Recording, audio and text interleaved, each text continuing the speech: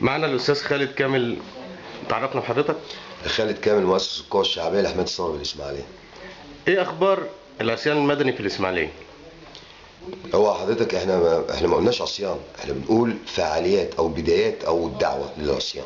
احنا بدانا، ما خدنا شوط كبير بقالنا من الاربعاء والنهارده. في تجاوب شديد جدا من بعض الهيئات والمصالح، و وصلنا الرساله بتاعتنا اللي احنا بنقول عليها انه هيبقى، يعني احنا باذن الله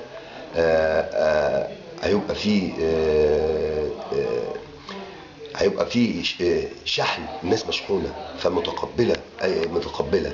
عايزين بس انا بس كل اللي انا عايز اقوله ان ما زال الاكاذيب اللي شغاله علينا ان الدعوه فاشله او مش ناجحه. لا، الدعوه لا لاقت القبول. النهارده انا يمكن منظري يقشعر له الابدان لما نقف امام احدى المصالح الحكوميه من الخارج، ويطلعوا موظفين من البلكونات ومن الشبابيك والمديرين بتوعهم اللي هم اللي مسيطرين على الهياكل الاساسيه في البلد، الاخوان، يقفلوا عليهم البيبان ويمنعوهم ويهددوهم بجزاءات عشان ما ينزلوش من فوق، يبعتوا لنا الحاويات والبسكوت ويقعدوا يهتفوا معانا من الشبابيك ومن البلكونات.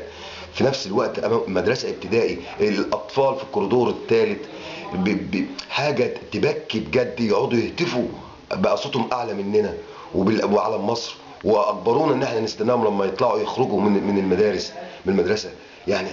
يعني ده يكفي ان احنا في نجاح، من نجاح لنجاح. وانا باكد ان في 3 هيئات حكوميه تم الاتفاق معاهم باذن الله، ليها ثقل في البلد، متضامنين معانا. ان لم تنفذ مطالبنا، هيكون الناس دي قوة فاعلة، وهيبقى فيه التصعيد زي ما قلنا، واحنا مستمرين للنهاية، ومش هنيأس مهما طلعت الاكاذيب علينا او الاشاعات او الاحباط او كما ادعوا ان عصيان بورسعيد في شنك، العصيان اللي هز العالم مش هز مصر بس، بيدعوا في شنك الحريه والعداله في احدى الجرايد بتاعتهم، زي ما برضه نفس الشيء بيدعوا علينا. احنا اما عايزين المطالب في نقط بعد إذنك. مطالبنا من مطالب المشروع، مطالب تغيير الحكومه، انشاء الصندوق اللي اتفقنا عليه بنسبه من ايراد قناه السويس لاهالي مدن القناه، التخلي عن الخمس ترغيفه، الثلاث ترغيفه اللي بيقولوا عليهم. لازم يحسوا بالكلام ده. احنا في عز اللي احنا فيه دون. طب ما هم قالوا في 400 مليون لمدن القناة. يا بيه، دي قناة صدقه، السويس. احنا ما نقبلش صدقات. هتعملي ايه؟ تديني 400 مليون على 3 مدن يعملوا بيهم ايه؟ احنا عايزين صندوق مخصص الدخل بتاعه للشباب، لاعاده الشباب. انا اذكر لسيادتك واحد 12 سنه عشان عليه 2000 جنيه، عليه 2000 جنيه تضاف عليه 11 وصله 11 شيك، ما معهوش 2000 جنيه يدفعهم. الناس تضامن في الشارع دفعتهم له. ليه ما يكونش صندوق زي ده يبحث الحالات اللي زي دي صندوق ويشوف للغارمين يعني. لاي يبقى مخصص للشباب، لتغطيه مشاريع الشباب، للعداله الاجتماعيه، يدوا للناس، يشوفوا الناس عايزه ايه، مساعدات، مساعده على انشاء مشروع، على عمل، على يبقى هو يقيم بهذا العدل. طب وبالنسبة للسياسات؟ السياسات انا مش يعني اولا طبعا حق الشهداء ده شيء ما لا غبار عليه ولا نقاش فيه. حق الشهداء ده ما فيهوش كلمه. ومع مطالبنا اللي تقدمنا بيها ان احنا عايزين لجنه يعني حقوقيه شعبيه تباشر مع المحققين، ويبقوا هم عين الشعب في التحقيقات، وهم اللي يبقى بينا، هم اللي بينا وبينهم يبقى في مصداقيه منهم، ودول يختاروا من الحقوقيين من الشعب يبقوا متابعين اي تحقيقات. انا عايز اضيف بس ان في فايد برضه في مصالح حكوميه متضامنه معانا. الاستثمار عملوا اضراب للساعه 12، احنا رافضين الاضراب. في هيئات عايزه تعمل اضراب عام من دلوقتي، احنا رافضين. احنا بنقول بس احنا بنوصل تصعيد الى يوم 1/3 ان شاء الله. الاستثمار قعدوا للساعه 12 امبارح والنهارده عاملين الاضراب. راحوا الاخوان والحريه والعداله، راحوا يتكلموا معاهم هنديكم 12% وما تسمعوش كلامهم والكلام دون.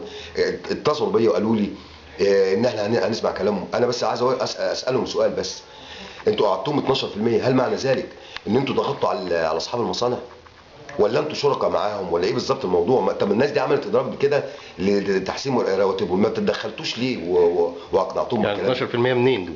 ما انا عايز اعرف. انا بقى بسال السؤال ده، منين هم وازاي اقنعوا اصحاب المصانع دلوقتي بالذات؟ لا، اللي بيحصل ده كتير. المجمع التعليمي متضامن معانا، مصنع المهندس متضامن معانا، شركات كتير وهيئات يعني كده اقول لحضرتك النهارده في احدى المدارس احنا رحنا لقينا ادارات التربيه والتعليم كلها واقفين على البيبان لغايه الساعه 10 بيدخلوا الطلبه من الشارع. احنا ما منعناش طالب يخش من المدرسه عشان ما حدش يزايد علينا. احنا بنوصل رساله. انا لو ابني جالي وقال لي ان في واحد منعني من دخول المدرسه انا هبقى ناقم على اللي منعه. انما احنا كنا انا نفسي كنت بدخل الطالب اقول له لا بخش، انما احنا واقفين بنوصل الرساله. هم قعدوا الساعه 10 يلموا الطلبه من الشوارع.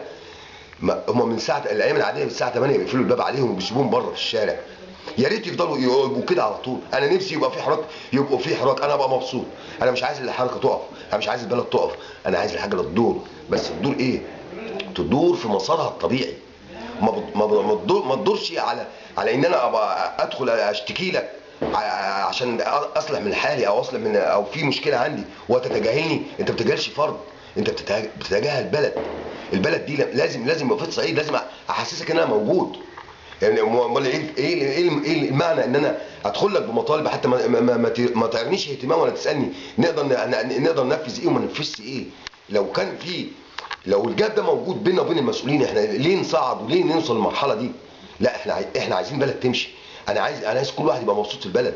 طيب. ملناش اي اهداف سياسيه، ملناش اي اهداف. وانا بعيد وبزيد، انا لست احزاب ولست اي حاجه. انا راجل من الشعب موجود مع الشعب. انما في احزاب متضامنه معانا وبقوه، وبقولها تاني وبقوه، واحنا بنرحب باي حد في صالح ان احنا ندور عجله. احنا عايزين البلد تمشي وتدور، مش ضد ان البلد يحصل فيها اي توقف او اي شيء من هذا القبيل. لا، احنا عايزين البلد، عايزين العداله الاجتماعيه، عايزين كل مواطن ياخد حقه. انا مش عايز انزل مكان في منطقه شعبيه الاقي واحد مش لاقي بيت من غير عشاء. ما ينفعش واحد يتحبس 11 سنه ولا 12 سنه عشان 2000 جنيه وفي ملايين بتدفع في سهره في فرح. لا، لازم يبقى في عداله اجتماعيه. الناس دي ليها حقوق علينا وليها حقوق على المسؤولين، وهنستمر ومش هنسكت. لازم. وانا باكد اهو انا مستعد لاي شيء. انا مستعد اي شيء، انا مستعد له. انما الاكاذيب اللي هم بيدعوا بيها لا، هم مش حاسين باللي بيحصل. هم بيزودوا، هم كده بيزيدوا الاحتقان للتصعيد، وساعتها مش هيقدروا يلموا، لان انا مش هقدر اسيطر. شكرا يا فندم. العفو.